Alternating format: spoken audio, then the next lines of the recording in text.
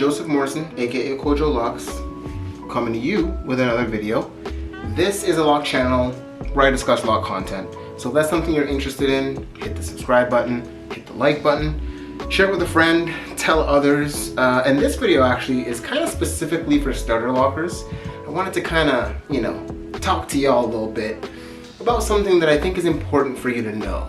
Okay, so if you are interested in that, share it with a friend, let them know if you know someone who is starting their lock journey, because this is going to be important information for them. Now, I'm just going to jump right into it. So, you're starting your lock journey, you did your research, you saw your videos, you read some stuff, you feel like you're ready to go, you're motivated, you're determined to have the locks you know you want to have.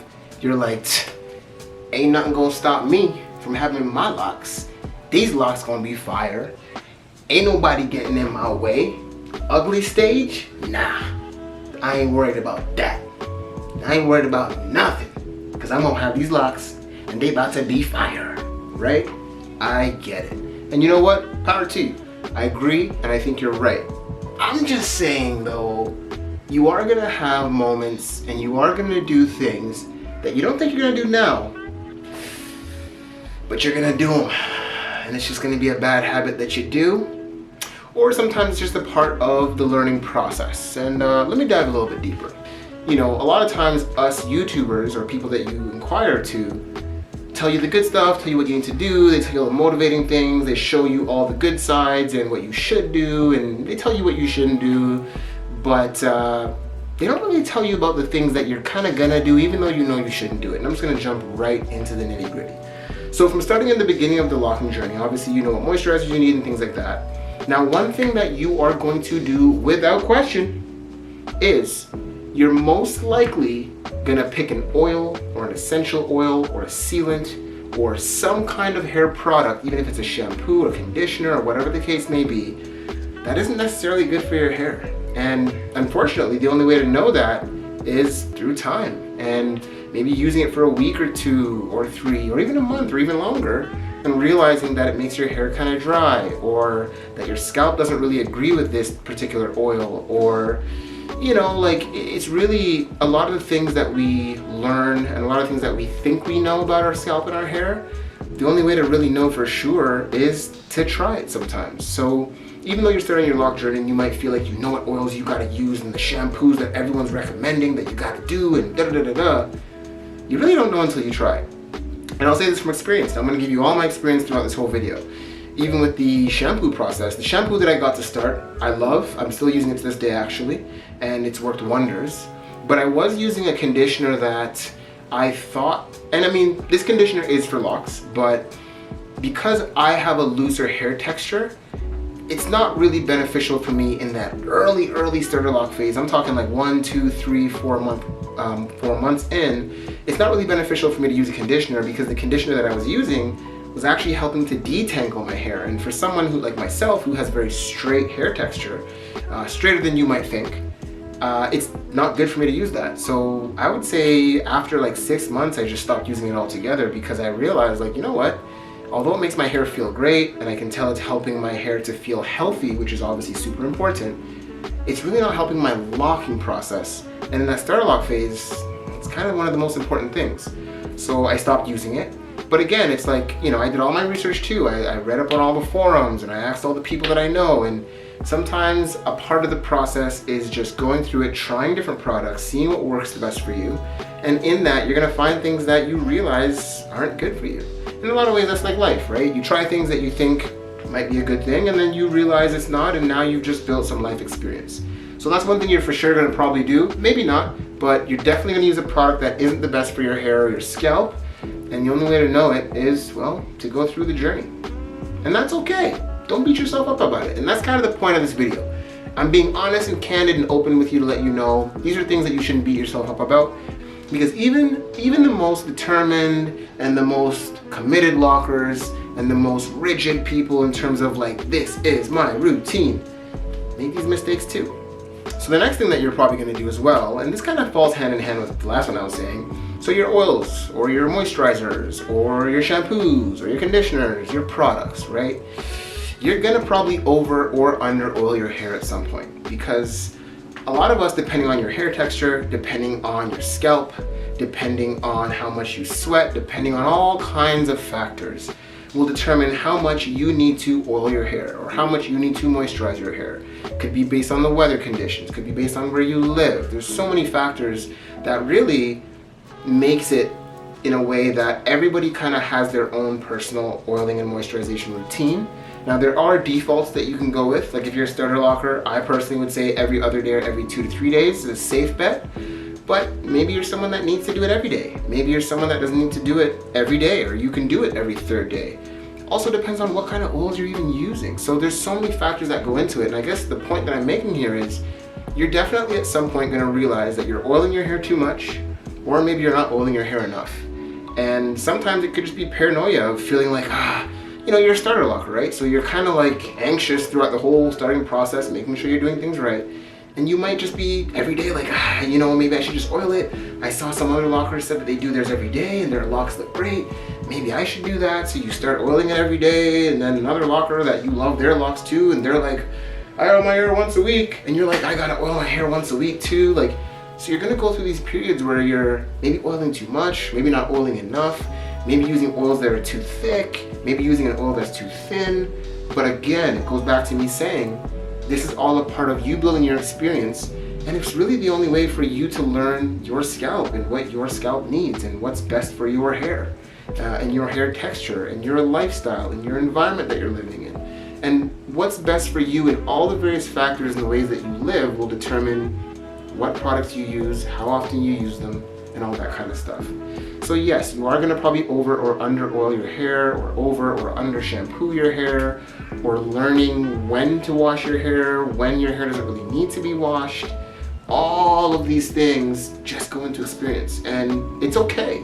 I guess I'm here to tell you that I've made all these mistakes too. I've over oiled my hair by doing it every day.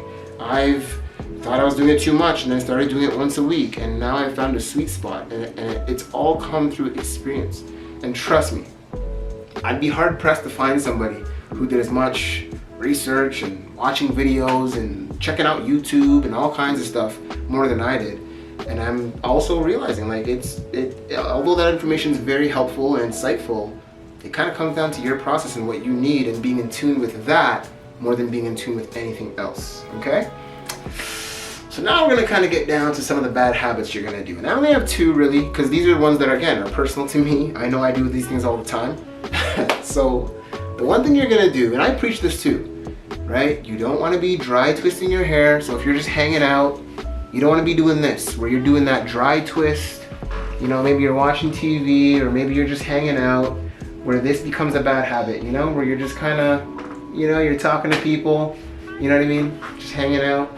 And you're just doing this dry twist. You're just kind of twisting the hair up like that, right? Now, for all my starter lockers, and I know, your hand's in your hair a lot, right? Like you're always checking. It starts with checking to see how locked your hair is and how does it feel. And for me, I find anytime I find like a spot that has kind of like loose hair, I'll kind of grab that loose hair and I'll wrap it around the lock it's supposed to be in. And then it just ends up being this like dry twisting habit that forms. And it just starts to kind of feel normal, just like anything else, just like any other tick, like tapping your leg or, fiddling with a pencil or something like that. It just kind of becomes something that you just do from time to time for no apparent reason. And honestly, as I've talked about on my channel, and as you've probably seen on other channels as well, it's not really the best for your hair. And the reason why it's not the best for your hair is because when your hair is dry or it's not moisturized, you don't really want to be manipulating the hair, because that can actually cause your hair to break, right? It can cause hair breakage, and that's obviously not a good thing. So you really want to try your best to stay out of your hair. That being said, it's your hair. Touch your hair. You can put your hands in your hair, but you just don't want to make it a habit where you're up. Like I'm talking like I'll be sitting there watching a full episode of something, and the whole time I'm unconsciously just like dry, and I'll realize it like 45 minutes into the show. You know what I mean? So that's what you don't want to be doing. And again, you don't want to be giving yourself any kind of unwanted or unneeded breakage in your hair. And sometimes over manipulating your hair does that, especially for my starter lockers, right? Your hair is still in the process of locking up and coming together. And a lot of times all of that excess manipulation kind of detriments that locking process as well. You gotta let the hair do its thing and find its way to lock up and start to marry one another and stay together and form into mature locks. But if you're constantly kind of disrupting that, well, it's gonna take a little bit longer. And trust me, I feel like I've probably put like 3 extra months on my locking process. I'm kind of exaggerating, but you get my point. That's probably my number one thing that I do. And sometimes I'll be doing it and I'll be like, dude, get out of your head. I'm watching you do it. And I'll just be there like, what? Bro, stop doing it. So yeah, it's tough. But again, this is a mistake, or a bad habit I should say, that you're gonna make. You're gonna do it, it's a habit, it's okay. But you do wanna be mindful of trying to mitigate or trying to manage how much you're playing with your hair. It's gonna happen, but just, tone it down just a little bit, don't do it too much, okay? And the last one that I'll say, and to be honest, I don't do this one. I've done it a couple times, but the last one I would say too that can be a bad habit, and this one kind of happens as you're still in the starter locking phase, like you're not fully mature yet, but you're a little bit more mature than you were at 4 or 5 or even 6 months. But going to bed without hair protection, or even just like laying on the couch without hair protection. Now, I've never gone to sleep once without a do-rag or bonnet on my hair. However, there have been moments where, I'm doing some work from home and I have a little bit of a break in my day where I don't have to be doing any work, a couple hours, just, lay down on the couch and I'm just kind of watching something, sitting up at first. And then I'm just like, you know what? I think I might be falling asleep and I don't want to get up to get anything right now.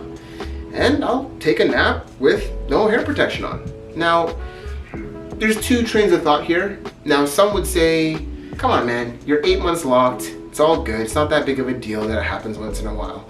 And honestly, I would agree with that. And that's why it has happened to me a few times, and I wake up after my nap and I feel okay with it. Even when I know I'm gonna go for my nap, or even when I know I'm about to do something that I shouldn't do, I'm kind of like, you know what man, it's okay. Once in a while, it's not a big deal. However, you don't want it to become a habit where you're like every other night or every 3rd or 4th or 5th night, or it becomes once a week where you're wearing hair protection to sleep. For my starter lockers, you don't want to do that. I think in my humble opinion, I think it's best for you to have hair protection in that starter locking phase to allow your hair to lock up and begin and to continue that locking process. I know some would say that there is a benefit to friction, so a benefit to sleeping on a pillow and allowing that friction at night or whatever the case may be, or when you're taking a nap, can be good for the locking process. But personally, I've never done it. I've never slept overnight without hair protection. For my process, especially because I have a straighter hair texture, I think it's best, and it has been best for me to go to sleep with hair protection on to make sure that locking process continues. So that's what I advise people to do.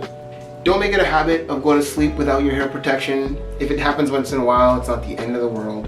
And there are mature lockers who don't sleep with hair protection. And there are mature lockers, and a lot of mature lockers, who still sleep with a bonnet on, because again, it's not all about protecting the locking process. Once that's done, because now you're just trying to keep lint out of your hair, you're trying to keep loose things that might be on your pillowcase or on your bed sheets from getting stuck in your hair. If you have moisturizing products or if you have oil in your hair, you don't want it all over your pillow every night. So that bonnet does help to protect the hair and protect your pillowcase and your face from getting all these oils. So there's more of a benefit to hair protection than just the locking process. But for my starter lockers out there, do your best to keep that hair protected at night when you sleep. Or even if you're taking a nap and you kind of know you have a midday nap coming up and you want to make sure that you're all good to go, grab your bonnet, grab your do-rag, have it somewhere close by, or even keep one like in your living room or wherever it is that you hang out and kind of take your naps. Just make sure you have one around that you can kind of grab when you need it and do your thing. So honestly, those are a few things that I think are mistakes or are things that you're gonna do that you shouldn't do. But yeah, I just want to say all that stuff is a part of the process. It's a part of the journey. It's a learning experience, and I can't stress that enough. This whole process is a learning experience. And if you're in that starter locking phase, which you are, it's just okay to make these mistakes, and it's okay to go through these things because that's life. At what thing and at what endeavor that you're doing in life do you not make mistakes? Or do you not do things where in the moment you're kind of like, I shouldn't be doing this. But you do it, you move on from it, and you don't let it break you down. That's pretty much it, okay? So just from me to you, these are mistakes that I've made. These are mistakes you might make too. And my locks are still looking great. I love it. They're growing. They're doing what they need to do. They're in a good place. And you just keep the journey rocking. That's pretty much all I have for you guys today. So if you have any comments or if you want anything you want to add to that, if there are any mature lockers out there that have things they want to add to the conversation, we'd love to hear it and chat about it. So please leave it in the comments down below. For everyone else, if you haven't already, please subscribe, hit that thumbs up button, like this video, and definitely share it with a friend or a starter locker who might be starting their journey as well.